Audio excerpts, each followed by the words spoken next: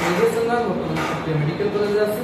তো আমি মেডিসিনাল একজন ফাউন্ডার এবং ডিরেক্টর হিসেবে আছি। তো আজকে আমরা ফিজিক্স সেশনে শর্টকাট কিছু শিখব। দেখো এই যে ম্যাথটা আমাদের সামনে আছে, যে এন্ট্রপি নিয়ে একটা ম্যাথ, তাপগতিবিদ্যার একটা ম্যাথ। তাপগতিবিদ্যা তোমাদের কাছে খুবই কঠিন লাগে, তো আমরা দেখি এটা সবচেয়ে কঠিন ম্যাথ। সবচেয়ে দেখো 0 ডিগ্রি সেলসিয়াস তাপমাত্রা বরফকে আমরা 100 ডিগ্রি সেলসিয়াস তাপমাত্রা বাষ্প করব। ঠিক আছে, আমি জাস্ট ওইটা তোমাদের দেখাবো শর্টকাট, তোমরা বাকিটা করবে। দেখো 0 ডিগ্রি সেলসিয়াস তাপমাত্রা বরফকে আমরা 100 ডিগ্রি বাষ্প করব। তো প্রথমে আমরা এটাকে তিনটা সেশনে আমরা ভাগ করব।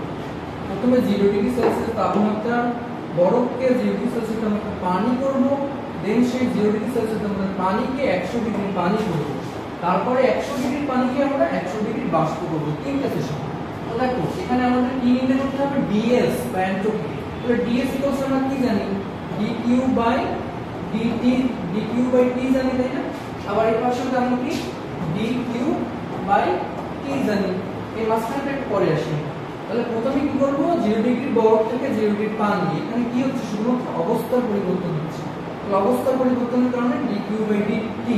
তাহলে ডিকিউ তে আমরা আসলে কি এম এল কি আসবে? এখানে এফ আসবে বাই টি। তাহলে এইটাই হলো আমাদের এখানে 0 ডিগ্রি বরফ থেকে 0 ডিগ্রি পানি হয়ে গেল M L F by T. তাহলে এম এর মান যদি দেওয়া থাকে, এল এফ এর মান আমাদের মুখস্থ, সেখান থেকে আমাদের টি এর মানটা, তার মানে টি এর মানটা কত? 0 ডিগ্রি সেলসিয়াস, তার মানে কত? 273 কেলভিন। সেটা বসিয়ে আমরা ডিএস এখান থেকে পেলাম। এই ডিএস পেলাম প্রথম সেশন গেল। লাস্ট সেশনে আমরা একদম সেম ভাবে এম এল এখানে হবে ভি বাই ভ্যাপোরাইজেশন। তাহলে এই এল এফ এর মানও আলাদা তখন তখন বাষ্পের ক্ষেত্রে বাষ্পীকরণ। আর এখানে কি করলাম? আমি তরলীকরণ করলাম। ঠিক আছে, তাহলে এখানে আমার টি মান তোমরা 100 ডিগ্রি মানে কি 373 কেলভিন। তাহলে এটা বসিয়ে এর মান পেলাম। তাহলে মাঝখানটা পাবো। এখন মাঝখানটা আমরা ডিকিউ বাই টি করতে পারি।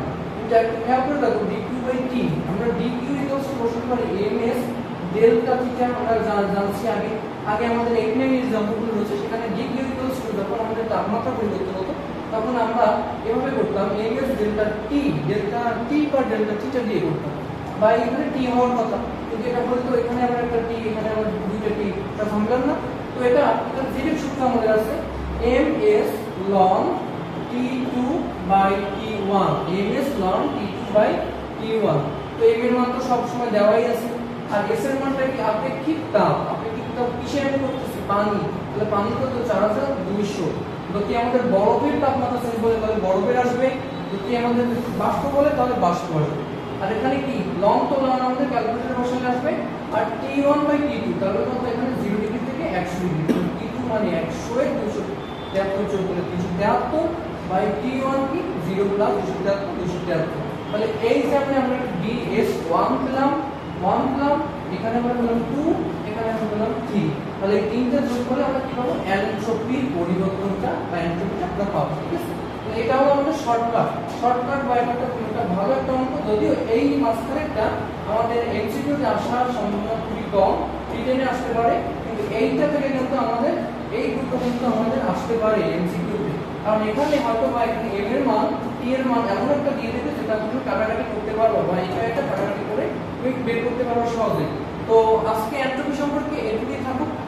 পরবর্তী সেশনে আমরা অবশ্যই আরো কিছু শর্টকাট দেখব। ভিডিও শেষে ধন্যবাদ।